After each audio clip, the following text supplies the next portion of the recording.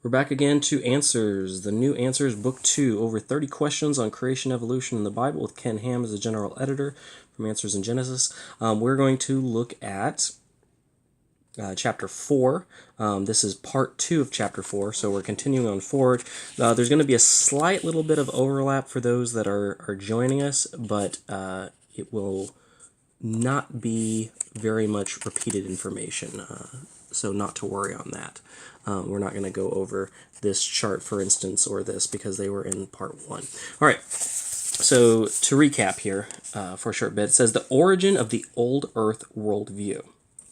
Prior to the 1700s, few believed in an old Earth. The approximate 6,000-year age of the Earth was mostly challenged only rather recently, beginning in the late 18th century.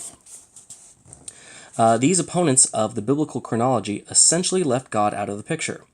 3 of the old Earth advocates included Comte de Buffon, who thought the Earth was at least 75,000 years old.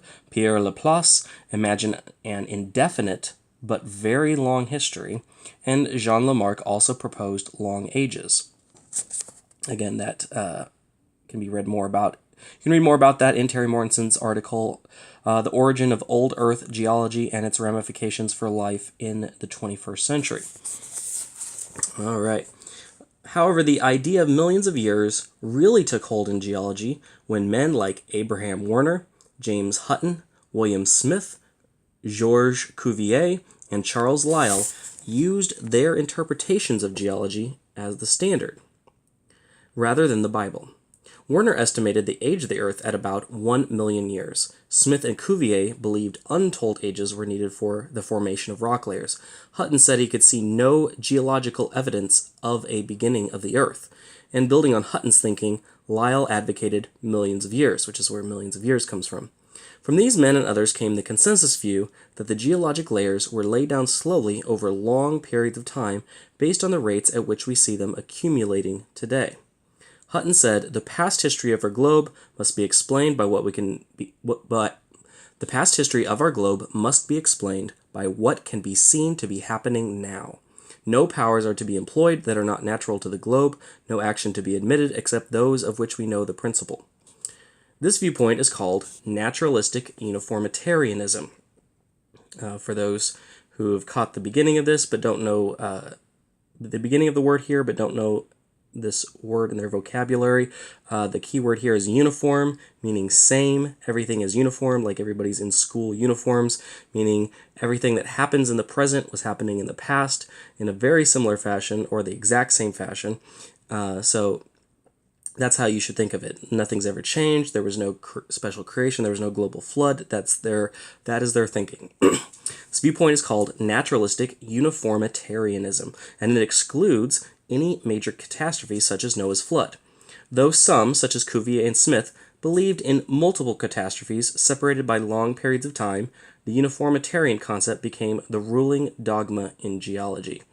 It's important to note here that, as it says, evolutionists, and even before there was a group called evolutionist uniformitarians, basically considered there to be multiple catastrophes, and it's often called these days, modern days, mass extinctions.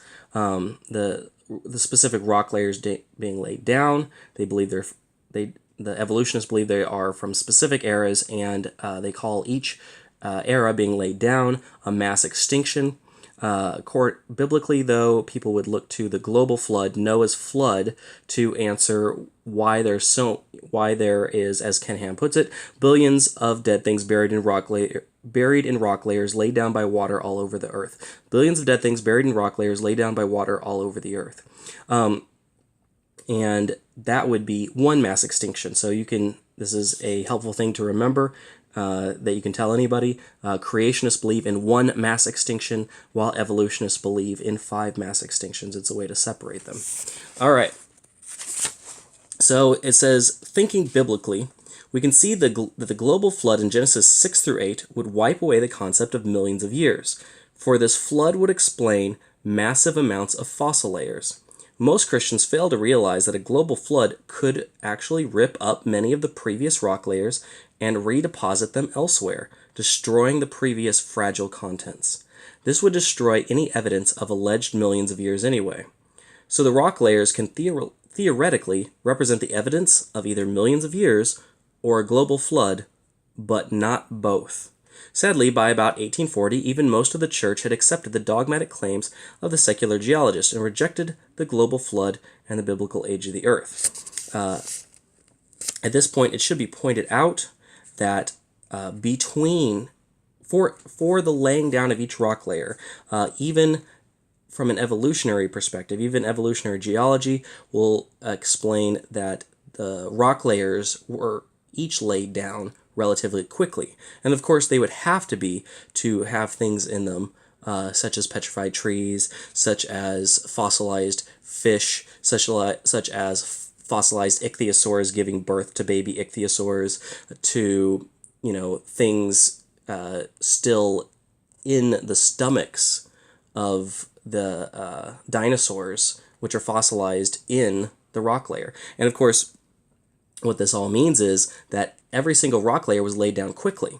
Biblically, we would suggest that each layer happened within a short period of time from the other. One layer was laid down, not long after another layer was laid down. Doesn't matter whether it's days or weeks or months, but it would be in the timeline of the flood, and not outside of that timeline. And then those people who are evolutionists would say that millions of years happened between each laying down. Each era of laying down is how they would look at it. And so each rock layer, there would this would be a rock layer that represented millions of years earlier. This rock layer would represent millions of years earlier. This rock layer would represent millions of years later because it's on top. And therefore, what's happening is they both got laid down quickly, but the millions of years are in that tiny space between the rock layers, right? That tiny little bit of space, that's where you're finding the millions of years. It's not in the rock layers, it's in the theory of what's going on between the rock layers. All right, that's an important thing to remember. Whether you're an evolutionist or a creationist, you should know what you believe and why you believe it. And that is an important element of understanding for either side. After Lyell, referring to Charles Lyell, who was very influential in Darwin's thinking, after Charles Lyell in 1899, Lord Kelvin, William Thomson, calculated the age of the Earth based on the cooling rate of a molten sphere at a maximum of about 20 to 40 million years. This was revised from his earlier calculation of 100 million years in 1862. With the development of radiometric dating in the early 20th century, the age of the Earth expanded radically. Now, of course, the age of the Earth didn't change. People's ideas of the age of the Earth expanded radically. In 1913, Arthur Holmes' book, The Age of the Earth, gave an age of 1.6 billion years. Right? And that is talked about in Terry Morton's The History of the Development of the Geological Column. All right. Since then, the supposed age of the Earth has expanded to its present estimate of about 4.5 billion years, and about 14 billion years for the universe. Right, so the idea is the age of the Earth to evolutionists is 4.5 billion years. Of course, this started out back with 78,000 years, right? Less than 100,000 years, and that started with the Comte de Buffon in 1779. So we have the Comte de Buffon in 1779 saying 78,000 years, right? And then in 1786, a few years later, Abraham Werner suggested 1 million years. Now, James Hutton said perhaps eternal, but at least very long ages, 1795, and people wanted to just assume a very long age of the Earth, a very old Earth, without putting a date on it as they went through.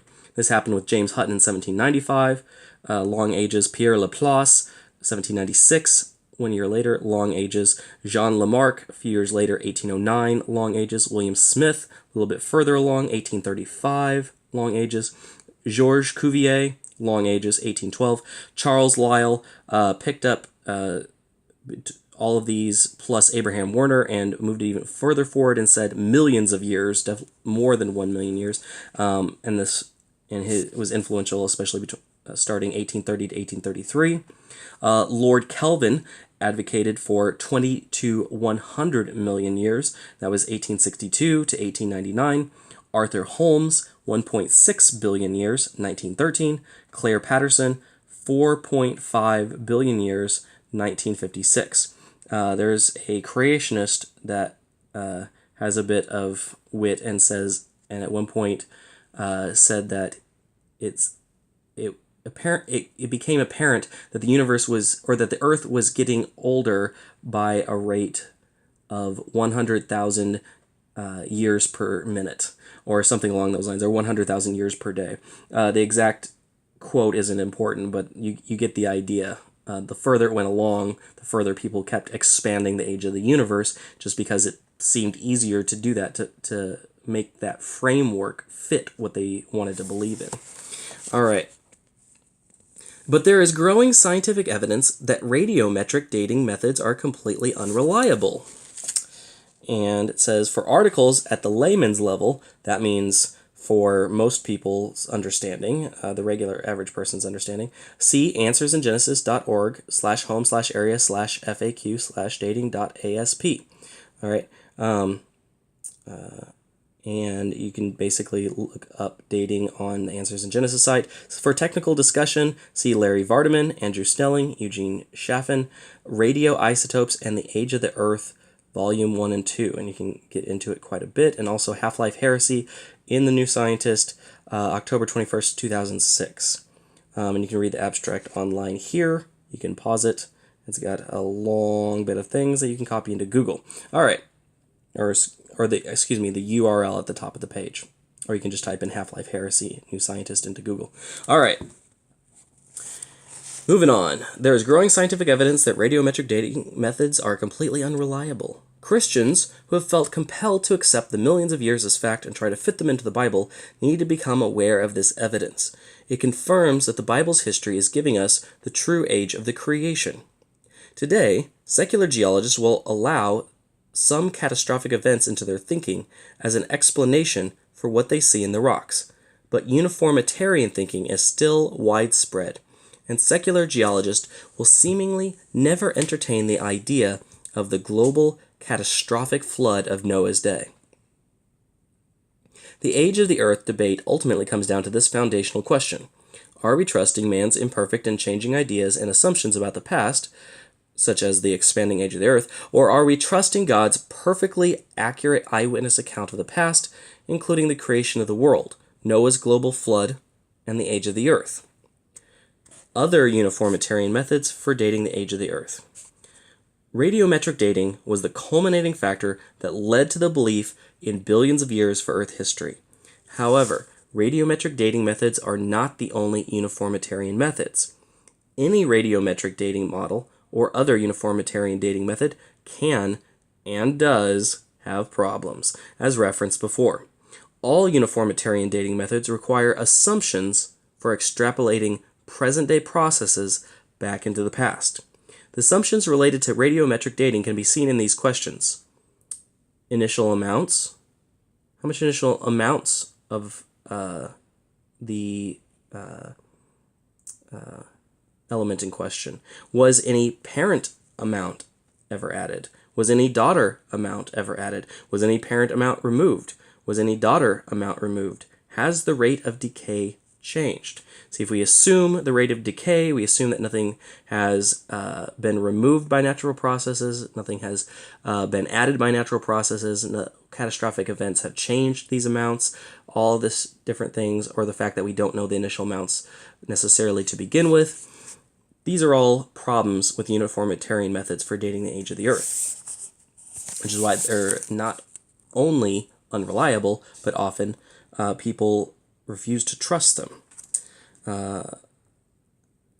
It says, if the assumptions are truly accurate, then uniformitarian dates should agree with radiometric dating across the board for the same event. However, radiometric dates often disagree with one another and with dates obtained from other uniformitarian dating methods for the age of the Earth, such as the influx of salts into the ocean, the rate of decay of the Earth's magnetic field, and the growth rate of human population. This is an important article.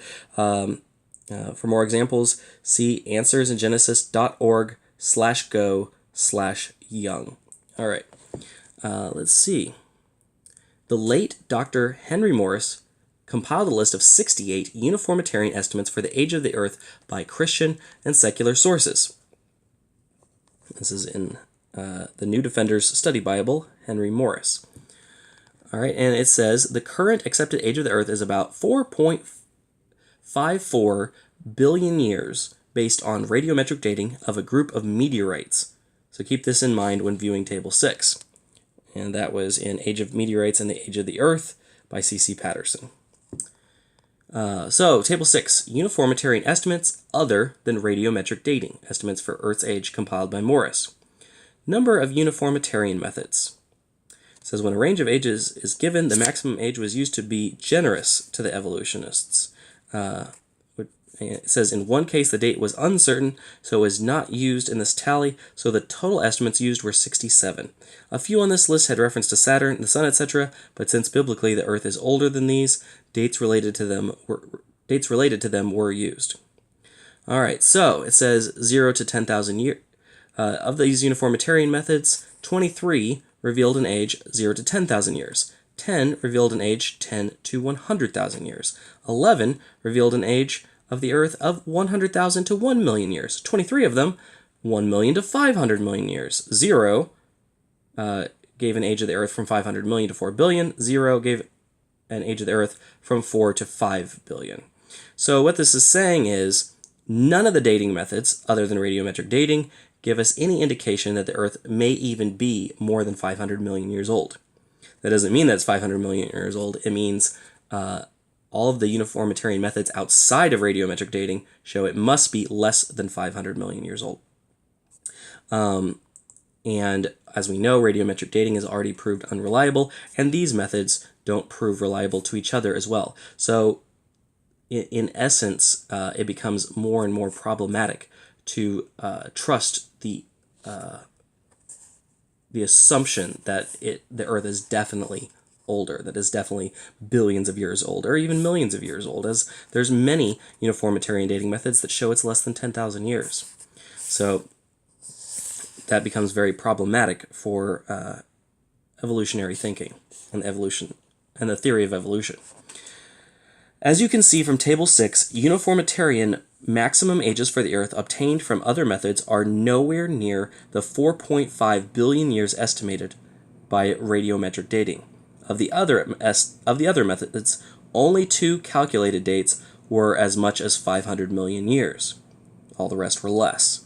The results from some radiometric dating methods completely undermine those from the other radiometric methods, meaning they're not consistent, they're contradictory. One such example is carbon-14 dating, often listed 14C, C14. As long as an organism is alive, it takes in C14 and C12 from the atmosphere. However, when it dies, the carbon intake stops. Okay, so what that means is the organism is alive, it's pulling in C14, it's pulling in C12 from the air, from the atmosphere. When that organism dies, when that animal or person dies, the carbon intake stops, right? Since C14 is radioactive and decays into N14, the amount of C14 in a dead organism becomes less and less over time. So the C12 they're basically stating the C12 is remaining about the same, and the C14 is growing less and less. So the ratio will change, and there'll be not as much carbon-14 as compared with carbon-12. Carbon-14 dates are determined from the measured ratio of radioactive carbon-14 to normal carbon-12. Used on samples that were once alive, such as wood or bone, the measured C14-C12 ratio is compared with the ratio in living things today. Now, C14 has a derived half-life of 5,730 years. So, the C14 in organic material, supposedly 100,000 years old, should all essentially have decayed into nitrogen. because it should take less than 100,000 years to get rid of all the C14 as it decays from half-life to half-life to half-life. All right, and there's a note here. This does not mean that a C14 date of 50,000 or 100,000 would be entirely trustworthy. I am only using this to highlight the mistaken assumptions behind uniformitarian dating methods. All right. Some things, such as wood trapped in lava flows, said to be millions of years old by other radiometric dating methods, still have C14 in them. Note 19. Read Andrew Snelling, Conflicting Ages of Tertiary Basalt and Contained Fossilized Wood, Technical Journal 14, number 2, 2005. This is relatively new information. If the items were really, and we're right here, if the items were really millions of years old, then they shouldn't have any traces of C14. Coal and diamonds, which are found in or sandwiched between rock layers, allegedly millions of years old, have been shown to have C14 ages of only tens of thousands of years. Again, that note is John Baumgartner, C14 Evidence for a Recent Global Flood and a Young Earth. So which date, if any, is correct? The diamonds or coal can't be millions of years old if they have any traces of C14 still in them. This shows that these dating methods are completely unreliable, indicates that the presumed assumptions in the methods are erroneous. Similar kinds of problems are seen in the case of potassium-argon dating, which has been considered one of the most reliable methods. Dr. Andrew Snelling, a geologist, points out several of these problems with potassium-argon, as seen in Table 7. Note here, excess argon, the Achilles heel of potassium-argon, and argon-argon dating of volcanic rocks by Andrew Snelling. All right. These and other examples raise a critical question. If radiometric dating fails to give an accurate date on something of which we do know the true age, then how can it be trusted to give us the correct age for rocks that had no human observers to record when they formed, right? If it doesn't work when we know the true age, how can it work when we don't know the true age, is basically what he's saying. If the methods don't work on rocks of known age, it is most unreasonable to trust that they work on rocks of unknown age. It is far more rational to trust the Word of God, who created the world, knows its history perfectly, and has revealed sufficient information in the Bible for us to understand that history and the age of the creation. And even if you're unwilling to accept this, even if you want to remain an atheist or agnostic at this point, please keep in mind that it's still far more rational to say, I don't know, than to say, oh my goodness, the assumptions of the scientists must be correct. The radiometric dating methods must be reliable because the evolution has to be true. The evolutionary framework of millions of years has to be true. But when these things are shown to be unreliable, we see that this is a belief system that we're talking about, right? People are having faith in the system, in the framework, in the assumptions, in the dating methods, even when they're unreliable. And that's a kind of like faith-based mentality. It's a kind of religion of evolution rather than a science of evolution, such as proven observed variation or natural selection, as is explained in different areas in creationism and in this book. All right, moving forward. All right, so potassium-argon dates in error. Obviously, K stands for potassium, AR stands for argon. All right, so potassium-argon dates in error. Volcanic eruption, when the rock formed. Date by potassium-argon radiometric dating. All right, so potassium-argon dating.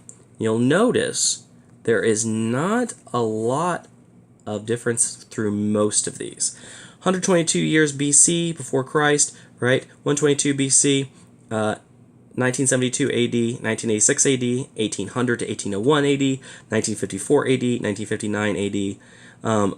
Obviously, almost all of these are the same, or I shouldn't say they're the same. They're very, very similar in date, with not a lot of variation. And then this one is way different. There's a reason for this. All right, so potassium-argon dating.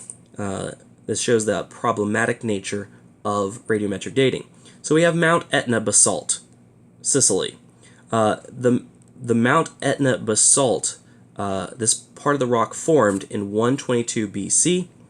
The date of the radiometric dating falsely gives 170,000 to 330,000 years old. Similarly, fast forward 2,000 years about, and we have same place, Mount Etna basalt, same mountain, Sicily, same area, same type of rock. Now it's 2,000 years later, and it gives a date of 210,000 to 490,000 years old, even though it formed very recently. That's extremely important, right? This is formed from a volcanic eruption, right? This is ash, and it's giving incorrect dates. All right, now we have Mount St. Helens, Washington. I don't know if you're alive during the 80s, but, there was a little explosion at Mount St. Helens. In fact, it wasn't very little. It was an enormous explosion. 1986 AD, the date given by potassium-argon radiometric dating shows upwards of 2.8 million years old, meaning multiple samples gave different dates when it was all formed at the same time, and those dates ranged upwards of up to 2.8 million years old, showing not only the lack of reliability between multiple samples of the same volcanic eruption in the 1980s, but also the fact that this happened about 30 years ago, and it says it's giving dates up to 2.8 million years old. All right, so then we have Hualalai basalt, Hawaii. That's correct.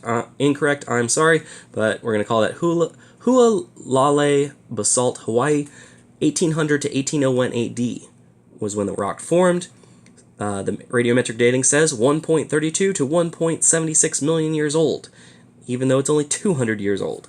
Mount Ngauruhoe, New Zealand. Again, hopefully that's correct. Close enough. 1954 AD shows up to 3.5 million years old. Kilauea, Iki basalt, Hawaii. 1959 AD, 1.7 to 15.3 million years old. Obviously, only about 60 years old. 1.7 to 15.3 million years old. Huge discrepancy in all of these, even in the one going from 2,000 to giving a radiometric date of about 200,000, right? That's, this is 1% of the time of age of what the radiometric dating is given, right? That makes it 99% wrong, right? That's just on the first one. All right, and you get the idea here. Conclusion. When we start thinking with God's word, we see that the world is about 6,000 years old. When we rely on man's fallible and often demonstrably false dating methods, we can get a confusing range of ages from a few thousand to billions of years, though the vast majority of methods do not give dates even close to billions. Cultures around the world give an age of the earth that confirms what the Bible teaches. Radiometric dates, on the other hand, have been shown to be wildly in error. Right? The evolutionary foundation, the foundation of evolution, radiometric dates, have shown to be wildly in error. However, cultures around the world give an age of the earth that confirms what the Bible teaches. Right? That was shown in part 1 of the video, in case you haven't watched that yet. The age of the earth ultimately comes down to a matter of trust. It's a worldview issue. Will you trust what an all-knowing God says on the subject, or will you trust unreliable dating methods, imperfect man's assumptions, and imaginations about the past that regularly are changing as time goes by? Thus says the Lord, heaven is my throne, and earth is my footstool. Where is the house that you will build me, and where is the place of my rest? For all those things my hand has made, and all those things exist, says the Lord, but on this one will I look. On him who is poor and of a contrite spirit, and who trembles at my word. Isaiah 66, 1 through 2. The idea here is we should be We should be in awe of all of the creation of wonder that God has made. And we should realize how that if God really did make everything, then that is a mighty God. And that is a God worth serving. This is the idea here. So whether you choose to accept it or not, if you're still on the journey of trying to discover and question things, great. If you agree also with this verse and put your trust in the Lord, also great, right? Either way, it's a journey. Hope you make it all the way to finding salvation through Christ, and to get to know Jesus on a personal relationship level. But we're happy that you are expanding your mind either way, because that's a great start. All right, everyone have a great day, and we're going to continue with Chapter 5. And next one will be, Are There Gaps in the Genesis Genealogies? That's by Larry Pierce and Ken Ham. All right, next time. See you there.